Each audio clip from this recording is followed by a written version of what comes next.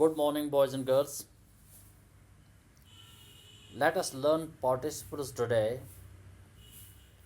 In preceding lectures, in preceding two lectures, we have learned gerunds, we have learned infinitives, and today we are going to learn about participles. All these are the forms of non finite verbs. Okay, let us try to understand first these sentences which are displayed on your screen. Hearing the noise, the girl woke up. Sentence first, right? A rolling stone gathers no mass. This is the next sentence. In sentence first, the word hearing qualifies the noun girl as an adjective. Therefore, it is a case of verb adjective. Also, hearing the noise is called a participle phrase. Okay, dear friends. Yes, I will talk to you in in Urdu. Now see, first sentence, जो पहला वाला sentence है, hearing the noise, the girl woke up. Hearing word जो है, it is basically some sort of addition to the noun, the girl. ठीक है. Adjective हम उस word को कहते हैं. Normally you say that is that shows you qualities, etc. But for your extra information, it is simply some sort of addition to a noun. It is to describe noun, right? When you are describing a noun, when you add something to a noun, and that particular word is considered to be adjective, right? Here if you see first sentence, पहला वाला sentence जिसको तो आप देखते हैं, hearing the noise, the girl woke up. Hearing word जो है, it qualifies a noun girl. ठीक है, ये बुनियादी तौर क्वालिफाई करता है किसको? गर्ल, वर्ड गर्ल को. और गर्ल जो है ऑब्वियसली नाउन है. देयरफॉर क्या होता है, उसका मतलब यह है कि if you see hearing, it is considered to be adjective. And when you see the place of this particular word and the usage of this word in the sentence, which is highlighted by green in the very first sentence, ये हमारे पास use हुआ है verb adjective. Also hearing the noise is called participle phrase. ठीक है, phrase के ऊपर बात होगी, वो इंशाल्लाह आगे आने वाले लेक्चर्स में बात होगी. इस वक्त हम इतना आप याद रखेंगे ध्यान में, जिस वक्त आप हियरिंग द नॉइज़ को लेते हैं एज ए वन एंटिटी, और ये जो समझा जाएगा as one unit of grammar, ये समझी जाएगी फ्रेज़. और कौन सी फ्रेज़ होगी? ऑब्वियसली ये पार्टिसिपल फ्रेज़ होगी. अब जो बच्चों को ज़्यादातर प्रॉब्लम दिक्कत हो रही है, जिसको आप जुरंड को देखते हैं, जुरंड में भी इंग फॉर्म का यूज़ होता है. ठीक है, मैं बात कर रहा हूँ V4 की. ठीक है, V4 को जिसको देखते हैं हम, वर्ब की कोई भी फॉर्म जो V4 के अंडर हमने की, या progressive form of the verb जिसको हमने बताया, progressive form of the verb gerund जैसा दिखता है, और जुरंड जो है, जुरंड बिल्कुल दिखता है पार्टिसिपल जैसा. ठीक है, I am talking present participle, present participle जैसा दिखता है. यानी ये जो वर्ड्स हैं ये ऑलमोस्ट सेम दिखते हैं. अब हमें डिफरेंस कहाँ पे पता चलेगी? डिफरेंस यहाँ पे पता चलेगी जिस वक्त आप प्रेजेंट पार्टिसिपल को पाएंगे या प्रोग्रेसिव फॉर्म ऑफ वर्ब को पाएंगे, या इन अदर वर्ड्स V4 को देखेंगे. V4 का अगर इस्तेमाल होता है एज सब्जेक्ट और ऑब्जेक्ट, और it is used as a noun, तब ये केस जुरंड का है. ठीक है, ये पहली बात है, और यही बात हमारे लिए सबसे ज़्यादा ज़रूरी है.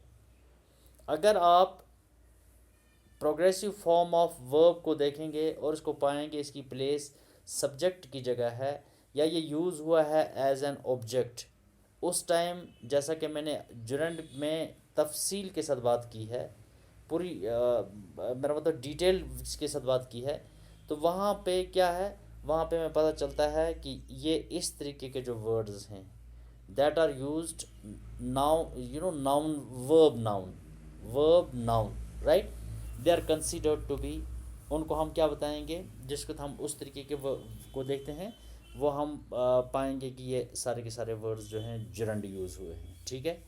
अब जुरंड की ही शक्ल सूरत में हमारे पास वर्ड है हियरिंग, ठीक है, लेकिन हियरिंग यूज़ हुआ है एज एन एडजेक्टिव, जिस किताब इसको पाएंगे as used as an adjective, तो ये केस होगा पार्टिसिपल्स का, ठीक है। आपकी इंफॉर्मेशन के लिए मैं दोबारा आपको बता दूं, पार्टिसिपल्स क्या होते हैं। पार्टिसिपल्स बुनियादी तौर प्रेजेंट पार्टिसिपल्स वो होते हैं जिनमें हम इंग फॉर्म का यूज़ करते हैं, लेकिन ये इनका जो यूज़ है ये एज एन एडजेक्टिव यूज़ होता है। बज़ाहिर तो ये वर्ब हैं, शक्ल सूरत इनकी वर्ब जैसी है, लेकिन इनका यूज़ होना, जिसको यूज़ किया जाए तो ये यूज़ होते हैं एज एन एडजेक्टिव, तब ये बन जाते हैं पार्टिसिपल्स। और अगर ये यूज़ होंगे एज ए नाउन, तब ये बन जाएंगे जुरेंट। ये असल में डिफरेंस है, ठीक है। अब देखिए आप सेंटेंस नंबर 2, ए रोलिंग स्टोन गैदर्स नो मास, राइट। अब देखिए ए रोलिंग स्टोन, पहली बात मैं आपको बता दूं, यहाँ पर जो मैन वर्ब है इस सेंटेंस में वो वर्ड गैदर्स है, ठीक है, वो वर्ड क्या है, गैदर्स। अब जिसको तो आप इसको देखेंगे, ए रोलिंग स्टोन, स्टोन क्या है, स्टोन नाउन है, रोलिंग क्या है, रोलिंग ऑब्वियसली जो बनेगा वो असल में एडजेक्टिव है। ए रोलिंग स्टोन, अब देखें स्टोन तो है मगर क्या है शक्ल सूरत, क्योंकि हम डिस्क्राइब कर रहे हैं नाउन को, जिसको आप नाउन को डिस्क्राइब कर रहे हैं तो ऑब्वियसली रोलिंग जो होगा वो जो है ये एडजेक्टिव है। ए रोलिंग स्टोन गैदर्स नो मास, राइट। तो क्या मतलब हुआ इसका, मतलब ये हुआ कि ये रोलिंग जो है शक्ल सूरत में ये V4 दिखता है, या ऑलमोस्ट हमको दिखता है जैसे ये एक तरीके का जिरंड है, लेकिन इसका यूज़ जो हुआ है वो हुआ है एज एन एडजेक्टिव। जिस वक्त आप वर्ब की शक्ल वाले वर्ड को यूज़ करेंगे एज एन एडजेक्टिव, ये केस समझा जाएगा प्रेजेंट पार्टिसिपल का, ठीक है। अब देखिए क्या होता है, ये आपके लिए डेफिनेशन है। A participle is a word which is partly a verb and partly an adjective, ठीक है। Remember, a participle is a word which is partly a verb and partly an adjective. A gerund is a word which is partly a verb and partly a noun, ठीक है। ये है difference दो के दरमियान, जिसको आप पार्टिसिपल को और gerund को देखते हैं। हम gerund को ऐसे डिफाइन करेंगे, ए gerund is a word which is partly a verb and partly a noun, right। और इसको पार्टिसिपल को देखेंगे, participle is a word which is partly a verb and partly an adjective. अब देखिए आगे, present participle is formed by adding ing to the base form of the verb, ठीक है। जिसको तब बेस फॉर्म के साथ इंग का यूज़ करते हैं तब ये केस बनता है, तब ये फॉर्म जो बनेगी, शक्ल जो बनेगी, सूरत जो बनेगी, फीचर जो बनेगा वो बनेगा प्रेजेंट पार्टिसिपल, ठीक है। अब देखिए इन सेंटेंस 2 जो हमने अभी बात करी है, participle is used to qualify an adjective in front of a noun, in front of a noun. जैसे रोलिंग स्टोन, स्टोन आपका नाउन है, रोलिंग आपका एडजेक्टिव बन गया, लिहाजा ये जो रेफ़र किया जाएगा it is referred as participle adjective, जिसको एज ए फ्रेज समझा जाएगा। We will consider it is first participle and it is participle adjective, okay. Now you know I believe कि आपको बात समझ में आ चुकी है, और यहाँ पे देखिए आप, we will try to see number of other examples so that you know जो आइडिया है वो आपको क्लियर हो जाए। प्रेजेंट पार्टिसिपल की ये शक्ल है, उसका मतलब है ये V4 फॉर्म जो है ये कभी कभार ये हमेशा प्रेजेंट पार्टिसिपल होगी या जुरेंड होगी। सिर्फ ये शर्त ये है कि इसके यूज़ का, जिसका हम इसको यूज़ करेंगे, अगर इसको यूज़ किया जाए एज नाउन तब ये बनेगा जुरेंड, अगर इसको यूज़ किया जाए एज एन एडजेक्टिव तब ये प्रेजेंट पार्टिसिपल है, ठीक है। अब देखिए पार्टिसिपल्स आर ऑफ 3 टाइप्स। एक टाइप है प्रेजेंट पार्टिसिपल, तो फॉर्म 4 है ऑब्वियसली जो मैंने आपको बात बताई है, और दूसरा है पास्ट पार्टिसिपल, ये हमारा जिसको आप perfective form of the verb कहते हैं, राइट, परफेक्टिव्स जिनको हम कहते हैं, यह रहा पास्ट पार्टिसिपल।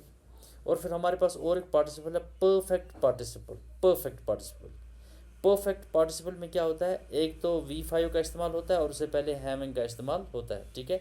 हैविंग प्लस जो V5 होगा वो बनेगा perfect participle. Okay boys and girls, let us try to study certain sentences जहाँ पे हमें पता चलेगा कि एक्चुअली हमने करना क्या है। ठीक है, तो ये चीज़ आप थोड़ी जहन में रखेंगे। ये देखिए आपके पास स्क्रीन पे सामने कुछ एग्जांपल्स जिन जिन पे हम बात करेंगे यहाँ पर। पहला सेंटेंस देखिए आप, हैविंग टेकन मेडिसिन ही सर्वाइव्ड। ठीक है, मैं यहाँ पे सिर्फ आपको ये दिखाने जा रहा हूँ कि परफेक्ट पार्टिसिपल, प्रेजेंट पार्टिसिपल या इंटायरली जो बात हम कर रहे हैं पास्ट पार्टिसिपल्स कौन से होते हैं और उनकी शक्ल सूरत कैसी है। यहाँ पे देखिए आप, हैविंग टेकन मेडिसिन ही सर्वाइव्ड, जिसको तो आप इस सेंटेंस को देखेंगे ये परफेक्ट पार्टिसिपल की एग्जांपल है, हैविंग टेकन। क्योंकि मैंने अभी बताया आपको, जिसको तो आप लफ्ज़ हैविंग को यूज़ करेंगे और उसके बाद V5 का यूज़ करेंगे तो ये केस होगा परफेक्ट पार्टिसिपल का। यहाँ पर हैविंग टेकन मेडिसिन ही सर्वाइव्ड, परफेक्ट पार्टिसिपल। और जैसे मैंने आपको आसान करने के लिए दिखाया, हैविंग टेकन जो लफ्ज़ है ये एक्चुअली परफेक्ट पार्टिसिपल की एग्जांपल है। ठीक है, अब देखिए सेंटेंस नंबर 2। आपके पास सेंटेंस नंबर 2 जो है सामने है, देखिए आप क्या है, hearing A noise the child cried loudly. Hearing A noise the child cried loudly. ठीक है, हियरिंग जैसे अभी हमने तज़किरा किया ये केस है प्रेजेंट पार्टिसिपल का। ठीक है, प्रेजेंट पार्टिसिपल। और फिर देखिए sentence number 3, truly speaking we get what we deserve. Truly speaking we get what we deserve, right. अब जो लफ्ज़ स्पीकिंग यूज़ हुआ है एंग फॉर्म, ये भी एक्चुअली प्रेजेंट पार्टिसिपल है। ठीक है, ट्रूली स्पीकिंग, क्यों, we get what we deserve. यहाँ पे देखिए आप स्पीकिंग प्रेजेंट पार्टिसिपल। अब देखिए नंबर 4, चौथे सेंटेंस पे आ जाइए, deserted by his friends he lost his hope. Deserted by his friends. अब देखिए जो लफ्ज़ डेजर्टेड है, deserted by his friends, remember ये फ्रेज़ बनती है जो हम पहले देखते हैं ना, ट्रूली स्पीकिंग फ्रेज़ बन गई, deserted by his friends phrase बन गई। ठीक है, फ्रेज़ होती हैं वो that are devoid of verbs, devoid of verbs. Verbs का मतलब devoid of finite verbs, I simply mean, जिनमें फाइनाइट वर्ब ना पाया जाए वो फ्रेज जो होंगे वो एक्चुअली कौन सी फ्रेज होती हैं, वो उनको हम फ्रेज कहते हैं। इन अदर वर्ड उनको फ्रेज कहा जाता है। जिसको तो आप यहाँ पे लफ्ज़ देखते हैं डेजर्टेड, इस एग्जांपल में 4th में डेजर्टेड एक्चुअली वी कौन सा केस है, पास्ट पार्टिसिपल का केस है। ठीक है, past participle, past participle you understand, ये फॉर्म नंबर 5, फॉर्म नंबर 5, ये फॉर्म नंबर 2 नहीं है, 3 नहीं है, ये फॉर्म नंबर 5 है, deserted. Deserted by his friends he lost his hope. तो डेजर्टेड जो लफ्ज़ है ये एक्चुअली जो वर्ड है that is considered to be past participle. Okay, now deserted by his friends is considered to be one entity and it is considered to phrase. इसका जो man verb है वो आगे यूज़ हुआ है, ही लॉस्ट, लॉस्ट जो लफ्ज़ है ये इसका मैन वर्ब यूज़ हुआ है। ठीक है, अब देखिए दूसरा sentence, sentence number 5, the boys coming from school make noise on the road. The boys coming from the school make noise on the road. ठीक है, यहाँ पर अगर सेंटेंस में पहली बात जो आपकी इन्फॉर्मेशन के लिए ज़रूरी है, जिसको हम इसमें मैन वर्ब ढूंढने की कोशिश करेंगे। मैन वर्ब हमेशा मतलब ये होता है कि जो फाइनाइट वर्ब यूज़ होता है। ठीक है, जिसमें V1 V2 एंड V3 आते हैं। तभी मैं रिक्वेस्ट करूँगा उन बच्चों से जो आज इस क्लास को देख रहे हैं, उनको चाहिए कि मेरा जो प्रीसीडिंग लेक्चर्स हैं उनके थ्रू जाएं।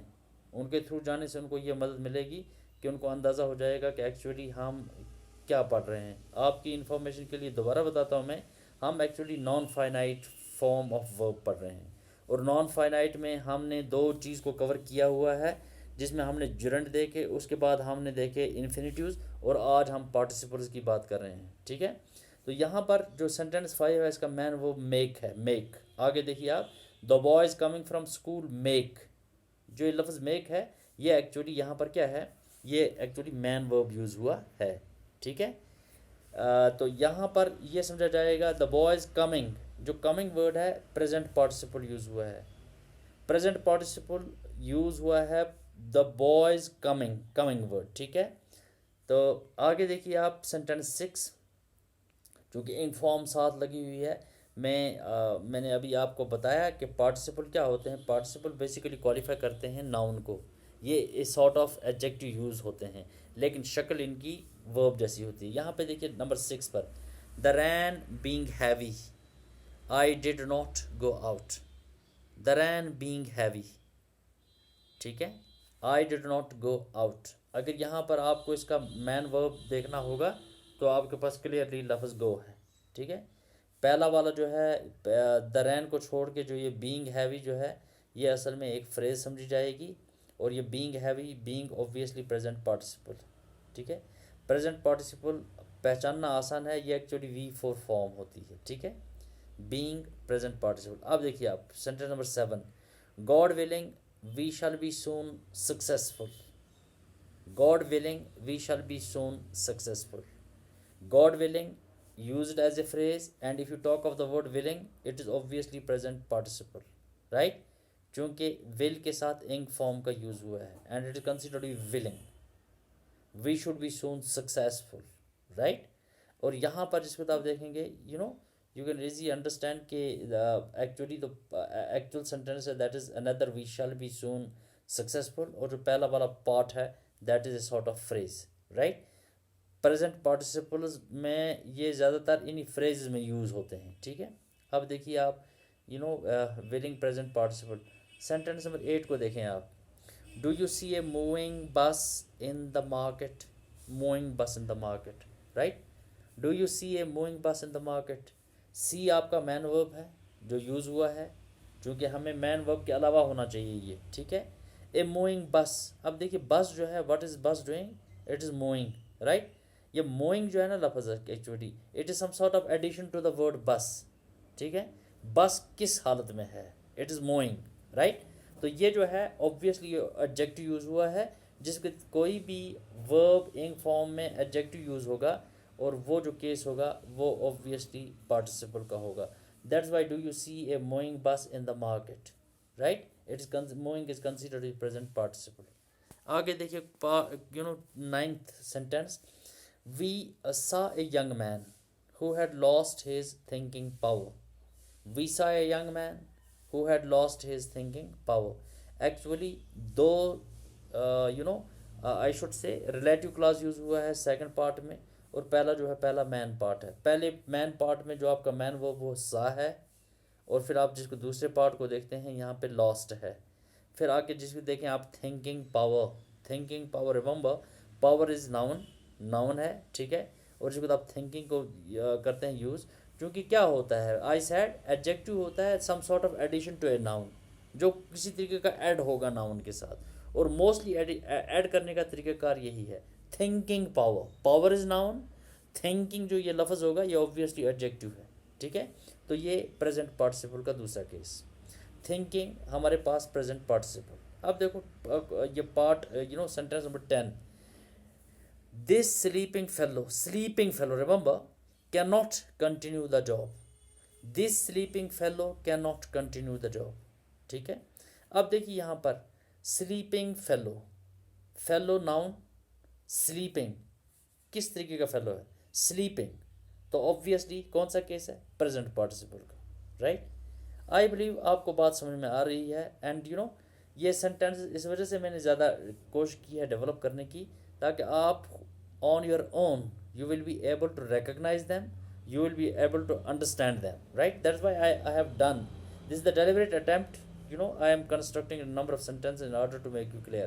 अब देखिए यहाँ पर ये तो रहा प्रेजेंट पार्टिसिपल। अब देखिए यहाँ पर केस हमारे पास, having eaten food he had medicine. Having eaten food सारी की सारी फ्रेज, ठीक है। ही हैड ईटन फूड आपका मैन क्लास, ठीक है, आपका मैन क्लास। हम आगे जाके बात करेंगे क्लास के ऊपर, फ्रेज के ऊपर, और फिर जाके हम बाकी सेंटेंस के ऊपर बात करेंगे। आपको ये बात समझ में आ जाएगी, जो ये पार्ट जो है ही हैड मेडिसिन, ये एक्चुअली आपका मैन पार्ट है इस सेंटेंस का। और having eaten, having I said, ये हैविंग यूज़ होगा परफेक्ट पार्टिसिपल में पहले, ठीक है।